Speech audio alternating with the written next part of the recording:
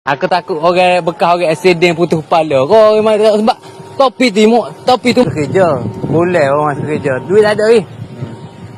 Kenderaan pun tak ada. Nak pergi kerja pun tupai orang. Pok tempat sapuh api sapuh orang ni.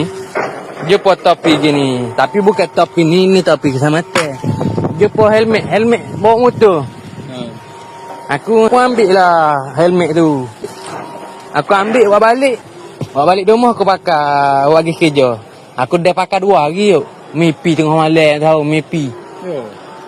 Aku duk lepas aku dah aku mimpi pelik-pelik lah. Tapi aku nak cerita apa aku tak ingat mimpi tapi memang aku mimpi pelik-pelik. Lepas tu Aisyah kata helmet ni pelik kata ni ya. Aku takut orang bekas orang accident putus kepala. Kau memang sebab topi tu molek lagi. Comel lagi tapi aku buat kat lepas apa. Lepas tu tahu aku duk mimpi pelik-pelik tu aku duk kata ni.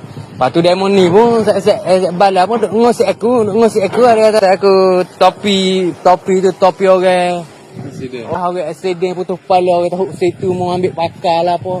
Aku takut Takut nak badi Aku takut Muka duk hari mimpi pelik-pelik 2 hari mimpi pelik kat ambil topi tu. Aku pun di atas mula tak ada gapo. Aku rasa jalan tu.